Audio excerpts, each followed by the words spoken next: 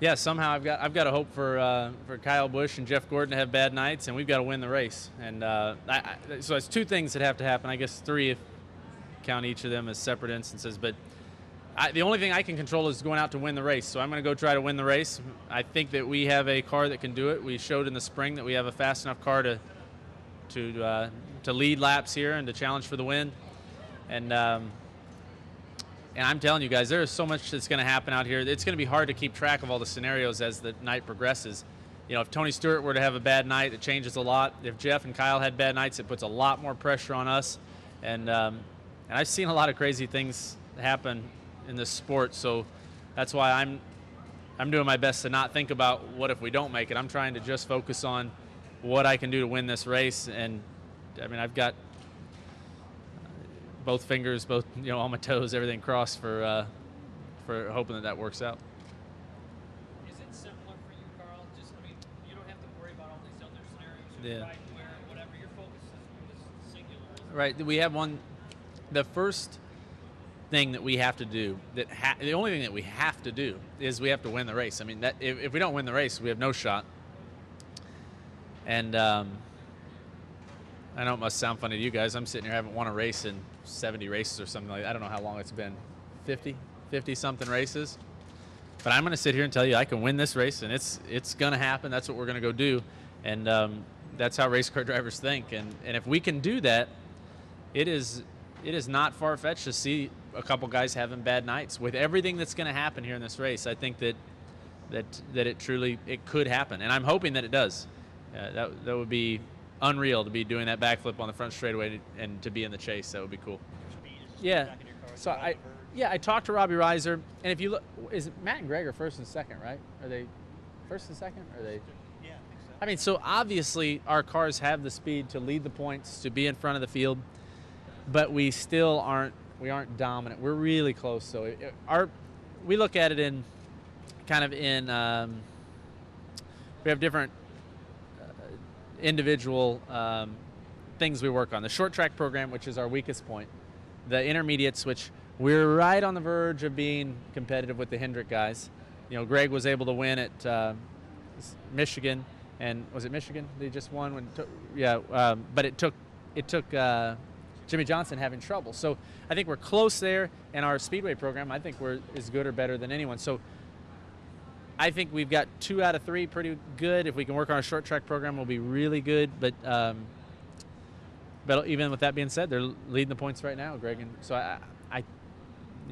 we're close. I guess what I'm asking is, regardless of what happens Saturday night, right. I feel like you guys are kind of getting over a hump in terms of your cars being faster. Yes, we are. We're getting over the hump, but we're not over it yet. I know what it's like to have the fastest cars in the garage. We don't have the fastest cars in the garage right now, but I'm telling you, we're better.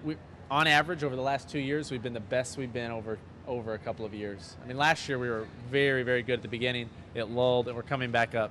I mean, we're not as far off as we've been. Are you and Chad going to be together next year? Do you know yet? I don't know what we're going to do next year. Robbie and I talked a little bit about that today. Chad has been doing a great job. I don't think we've really given him time. I mean, like, he's just figuring out how I am, and we're just working through it. So my goal would be to work with Chad for the rest of the year and be able to make a very good decision with Chad being part of the decision making, because we're still at the point where he's telling me things that I'm doing wrong that he doesn't like, and I'm telling him things that I don't like. I mean, we haven't really figured each other out. So this race gets overhyped a lot. Yeah. Right. By the way, and then we get to the race. Yeah. It's calm. You're kind of hoping for the others. Yeah. Yeah, I am hoping for an insane race. I want things to just be off the chart. I want, rain delays and oil on the track, and if any fans have, well, I don't want to prompt the fans to do anything, but I want things to happen. I need this race to go. I need it to be insane. I need people running out of fuel and crazy cautions and 4 wide down in turn 1. That's what I need, and I'll take whatever I can get. I've asked a couple of drivers this. Dale Jr.'s leading the race. You're in second.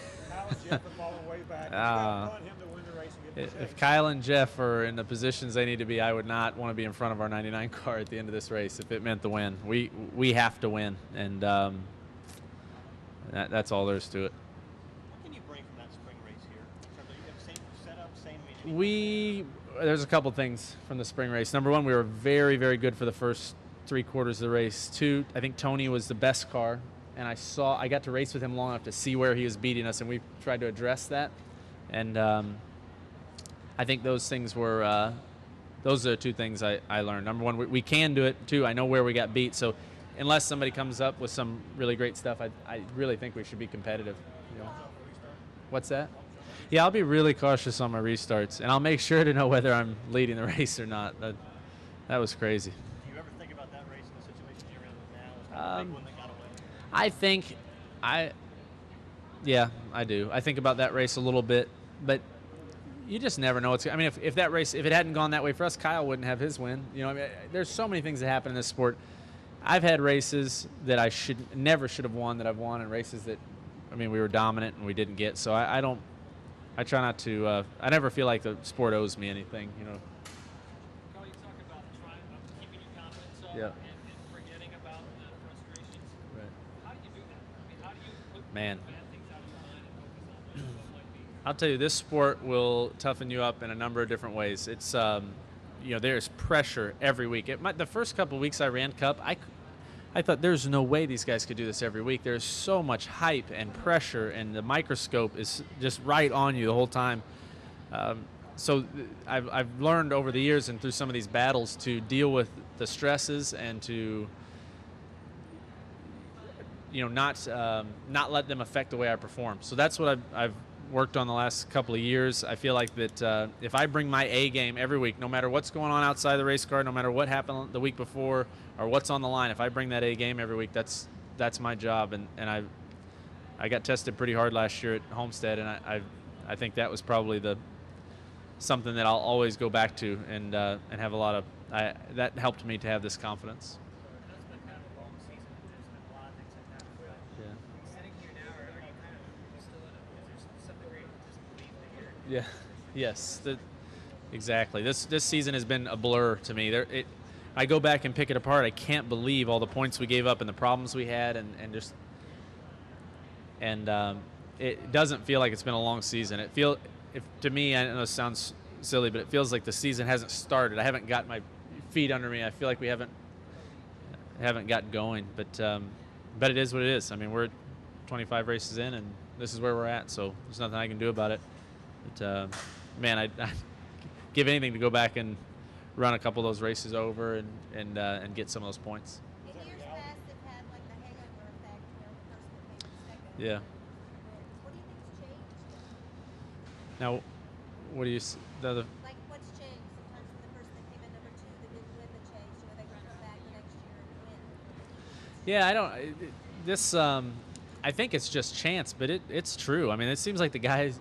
2008, it was me, and we finished second, and we were terrible in 2009. Who was second in 2009? Do you remember? I don't know. Was it Martin? Mark. But I don't think he ran the full season in 10, or did he? Did he have a bad year? All right. Well, anyway, so lately it's been the second place guys struggled. So I don't know if there's anything to that, but it's rang true. I mean, it's the way it's been lately. Along the same lines as what David had asked you about, you know, people expect the race to be crazy, and oftentimes it doesn't end up that way. Is there a greater potential this year because there are half a dozen guys that have to get the win? Past years, maybe one or two needed a win to get in, but there are so many that must win.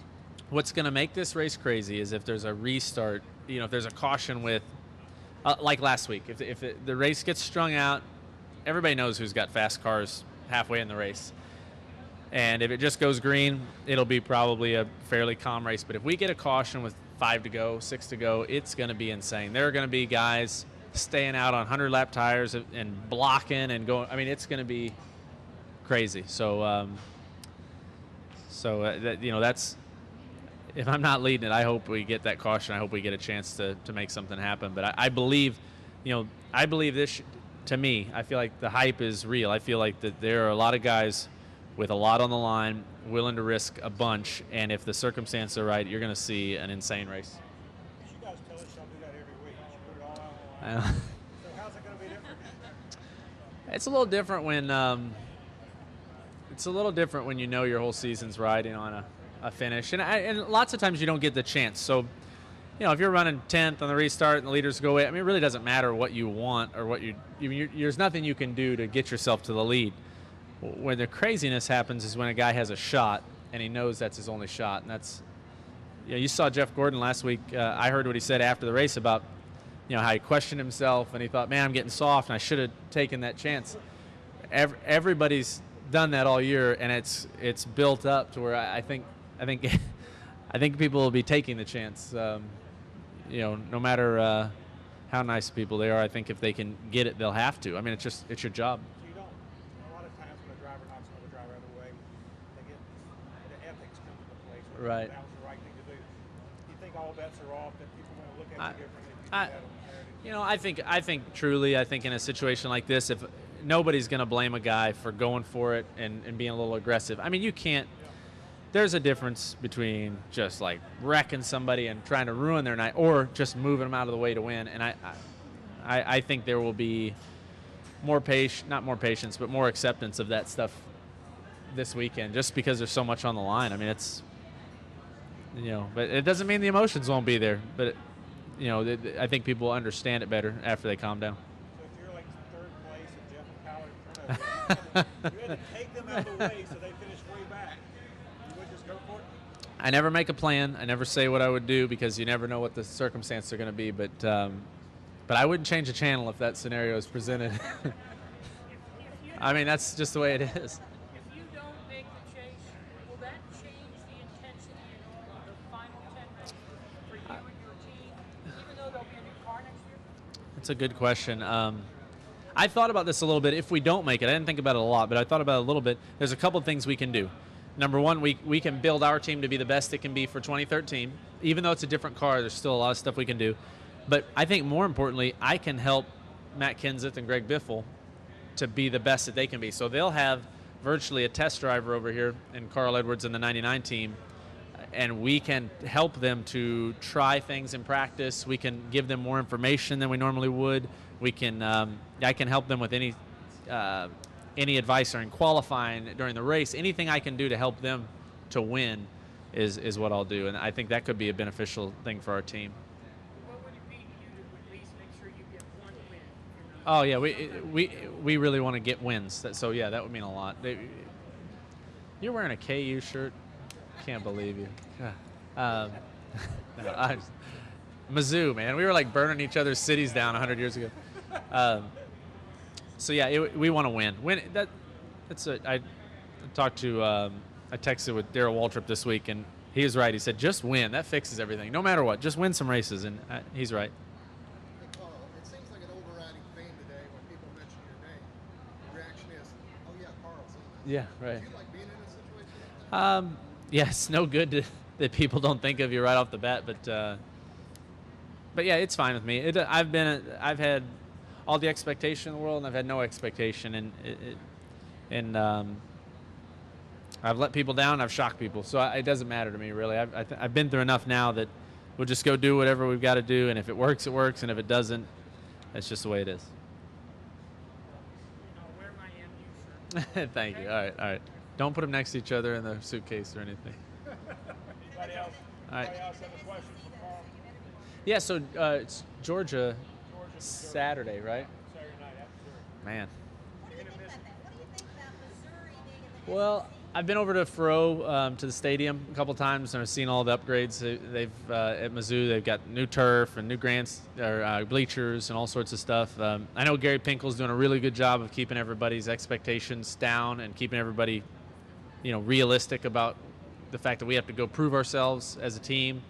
But man, I consider Gary Pinkel a friend. We've talked enough that I can tell you he is one of the most driven, dedicated individuals on earth. And if there's a coach that can make something happen and shock the world, it's Gary Pinkel.